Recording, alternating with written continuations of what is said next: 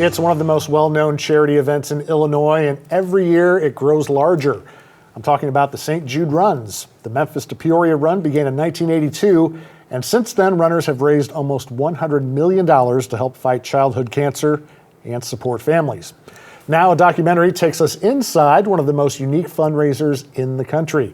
I'm joined by filmmaker Mike Rundle and Mike McCoy, one of the men who came up with the One Crazy Idea. So you came up with one crazy idea twice. The original crazy idea, the run. The second one, making a documentary. That really wasn't my idea, but they came up with the documentary.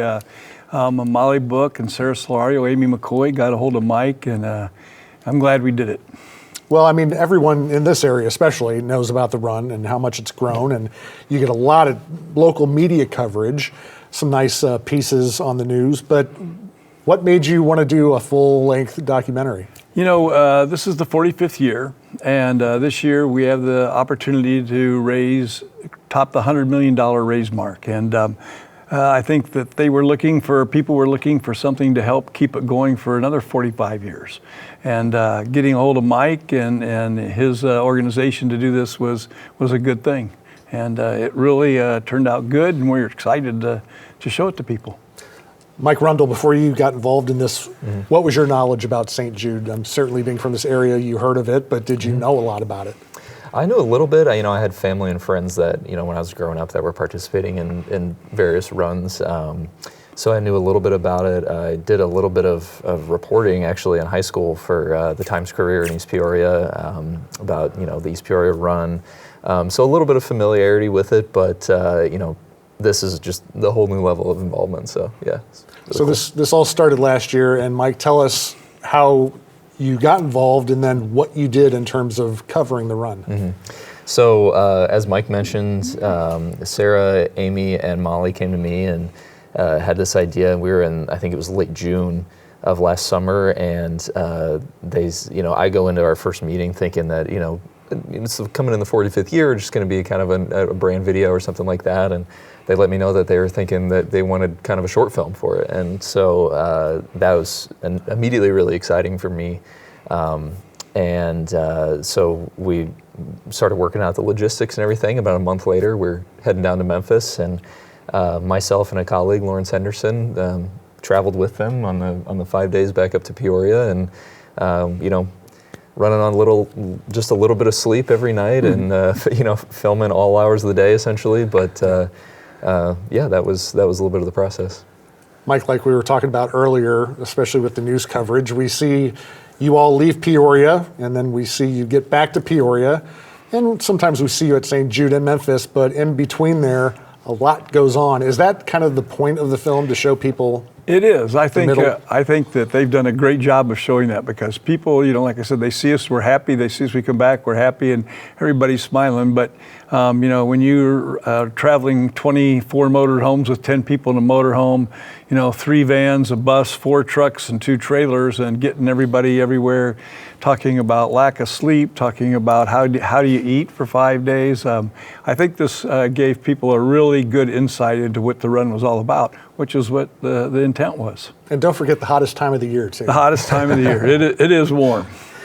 Kind of take us through, you mentioned some of the logistics, but what it takes to put this on. I mean, that's a feat in itself. Yeah, we have committees. We've decided that 1 or 2 people can't do this all the time. So we have some committees, and we're right now, August is coming up, so we're already gearing up with motorhomes, we're gearing up with food, we're gearing up to be sure that we have drivers and cooks, that can drive for the cooks.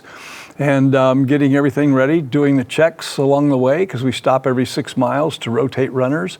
And, just a lot of logistics, helping people raise money. This is a fundraising event, not really a run. So trying to help people raise as much money as we can for the kids of St. Jude. And how many miles between Peoria and Memphis? 465. 465. Okay, now when you're thinking about covering this and visualizing it, I know you had some drone action going. The footage looks great, by the way. Did you ever think, okay, maybe I should get out there with a camera and actually run with these guys? Tell you what, we actually did do that.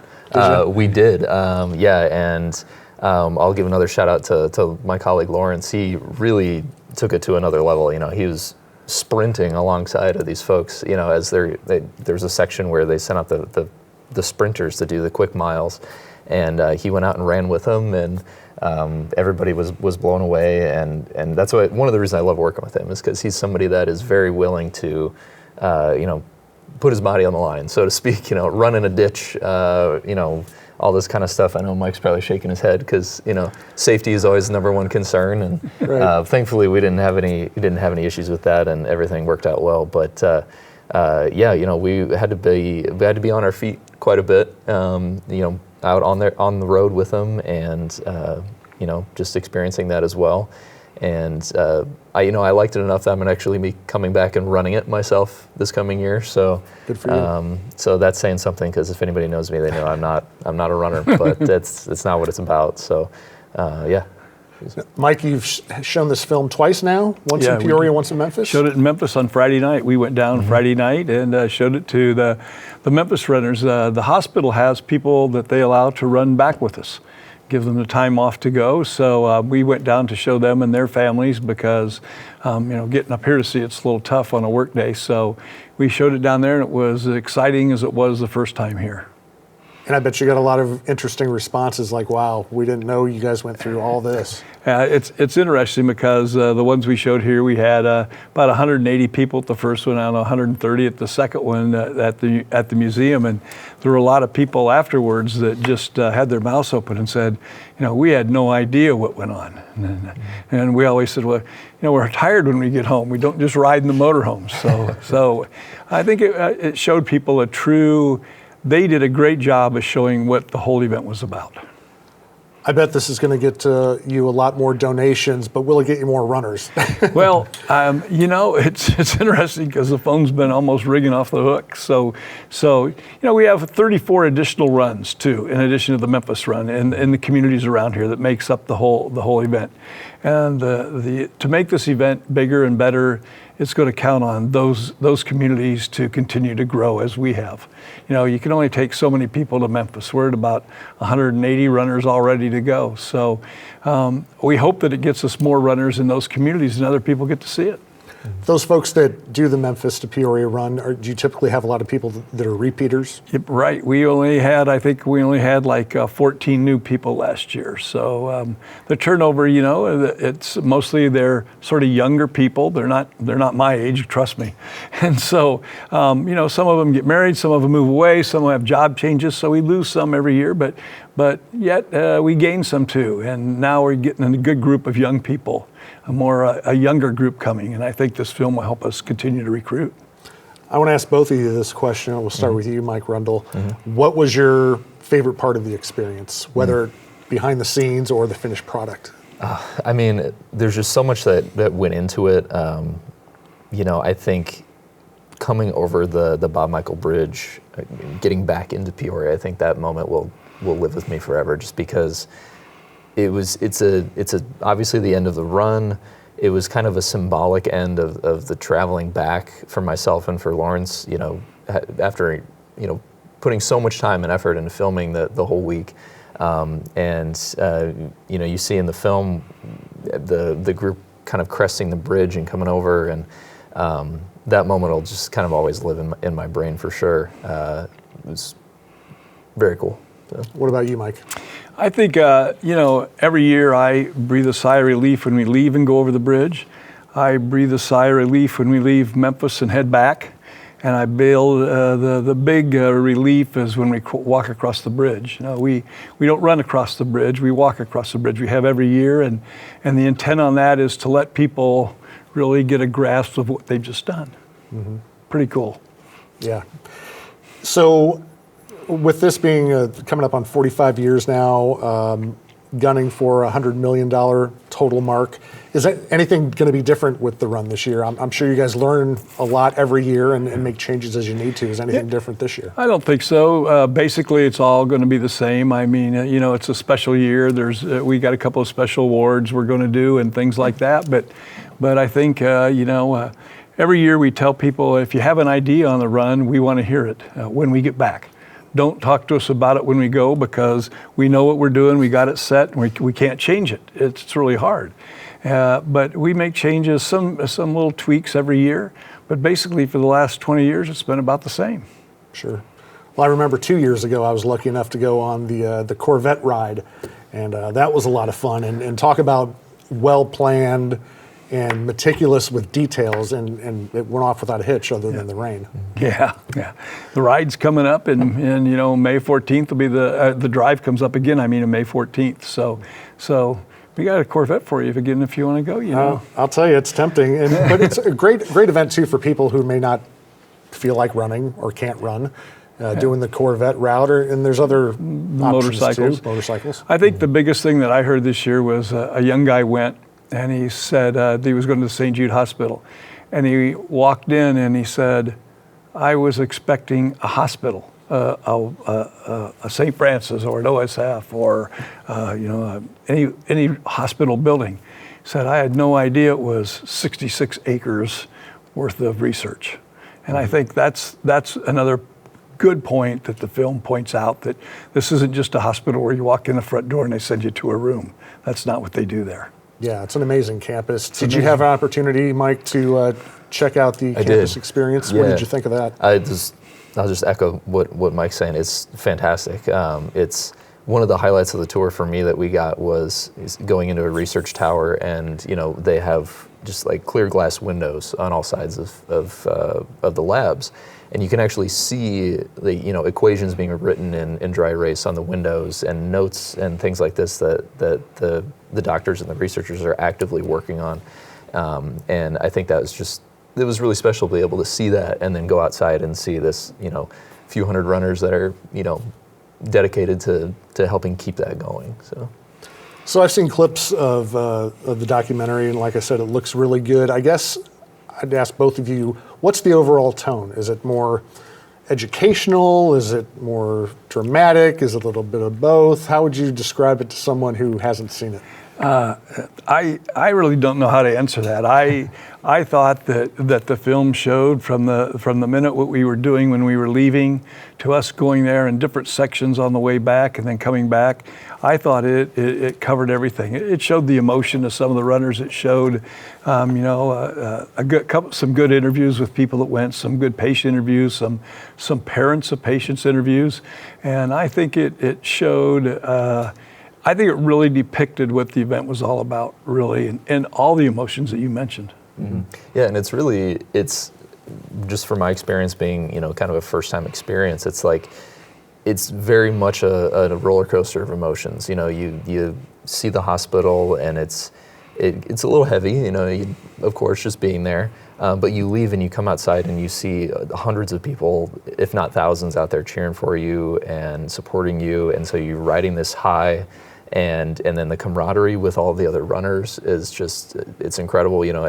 Everybody gets a little slap happy at 3 a.m. getting gas, you're goofing in the parking lot and all this kind of stuff. So there's a lot of different emotions, and I think, as Mike said, it kind of, the film speaks to that and shows that too. So. Mike, when you and your friends started, coming up with this idea, how did you decide who you were going to interview, and tell us about who you interviewed? Well, that was pretty much left up to Mike Rendell and the three co-people that did it. Molly and Sarah and Amy. They told Mike who they thought I think were good people to interview. He interviewed a couple of parents and some people that were on the board, and a couple of patients and some people in Memphis. And they all played a different part in the event. And I think that those interviews really helped show the event, the total event. Mm-hmm. with their interviews. Did you have any interview that stood out and kind of put a dent in your heart? Yeah. I don't know. I think one that comes to mind, we were talking with a runner who also happened to be a patient, and after we had gotten back to Peoria, we'd gotten into the telethon, and everybody was kind of, everything was slowing down, and he was getting ready to head out, and I caught him as he was leaving the parking lot, and he expressed that the run is a great place to heal yourself as well as help others, and he had obviously had a firsthand experience with St. Jude with his family, and that one really hit me filming that, just because after going through the whole thing and coming out and having this wrap up and having a moment to think, it was really impactful for me to be able to talk to him there. So sure. I know you've shown this twice to select few people, but what do you think the future is for this? What would you like it to be? I know there's a ton of red tape when it comes to making and distributing these things, but what would you like to see ideally? I think we all have similar ideas. I think the more people that you can tell the story about, basically gets them interested in St. Jude. Maybe not the run, but maybe there are other people that think about the same type of thing. We're the only one in the country that does this. And it wouldn't be bad if you had people run to Dallas or to Fort Lauderdale or to Boston or something with the communities sort of like we do. And that would raise a lot of money for a great cause. Yeah. How lucky are we to have St. Jude in our community, a community the size of Peoria? Yeah. We're more than lucky. We're just, it's beyond belief, and especially to have the ALSAC employees here raising the money and keeping awareness out, and the care of Peoria we know now is a medical community. And so to be able to pass the word to St. Jude and to have the doctors here that see kids, be able to refer them to Memphis and get the quality care at the #1 children's research hospital in the country is a big deal. Mike Rundle, I know in your experience, you've shot a lot of different things, a lot of corporate videos and things like this. How is this different than some of the work you've done before? How much time you got? Plenty. Yeah. No, it was, as I mentioned too, the logistics from that initial meeting to when we left, it was just, figuring out, okay, how am I going to get the drone pilots down to Memphis? How can I, figure out where we need to be, when we need to be there, and for how long on the run. The 7 hour or so drive down, it was pretty much just me on my laptop, just trying to sketch everything out and figure out where we needed to be and all this kind of stuff. And, and so the storytelling is something that I really enjoy doing. Did a little bit of journalism in college and after college, and that piece has always been really, really fun to me, quite honestly. And to be able to tell a story like this one that has had such an impact on the Peoria community and on so many lives all over the world and all over the country, I feel really lucky to be able to do this. And it's been a labor of love, and it came together really, really nicely. So. You can do documentaries a lot of different ways. Some have a narrator, some don't. Some just let all the interviewers tell the story, and that's what you did for this. Was that a conscious thing? Like, I want the people themselves to be able to tell the story? Yeah, no, absolutely. The folks that we were talking to were the people that were experiencing it. So, that was the perspectives that we wanted to get, or the folks like Mike and Sarah who have been involved for so long. And it was just really, really awesome to be able to work with all of the folks on the run. And one of the reviews that we got from the first night was that there was an abundance of silence in the film a lot. And, we don't rely on too many sound effects or music tracks or anything to fill it, because the run really is it's a lot of chaos, and then it's a lot of quiet. And so it's just one of those pieces that, just really pushes it to, this is an authentic experience. And I just wanted to show that as best we could. So, Mike, the last time we talked on air was your exit interview after your second retirement. Yeah. Of course, people remember you as Peoria County Sheriff, Washington Police Chief. But I think even more people are going to remember you for what you've done here and now. It's immortalized on film. What's that feel like? It's sort of crazy, because for the most part they kept me out of it.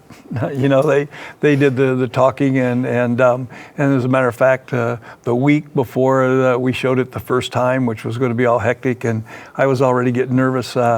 my wife found a golf trip for me to go on and told me to go away for a week. And I got home the day before they showed it, and I was just blown away. We'd seen parts of it before, but when you put it all together and you have the opening and you have the credits and the things that Mike and Lawrence and his team did, I think it shows all the aspects of the run.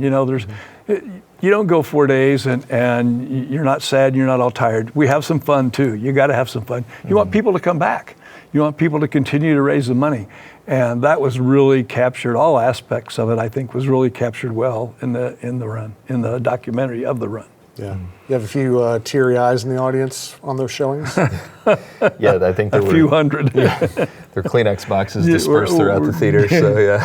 Yeah, it's pretty cool. Yeah, myself included. So. Yeah, sometimes it takes something like that to really teach people what it is that not only the run does, but what St. Jude does for our kids. And I know as a St. Jude parent, I'm eternally grateful for everything that you guys do and will continue to do. Can you tell us, Mike, a little bit more about all the money that you raise, what it goes towards, and who it helps? Sure. St. Jude's is primarily a research hospital, 66 acres. When we went in 1982, there was about 400 employees and a 7-story building with a parking lot. Now it's 66 acres, 5,000 employees, but they still only have about 120 beds or so. So it's mostly the research that they share freely with anybody in the world that wants it. If a doctor calls and has a patient and they have a protocol that's open, it's free, and the travel, the food, and the care is all free to the people that have kids that go there.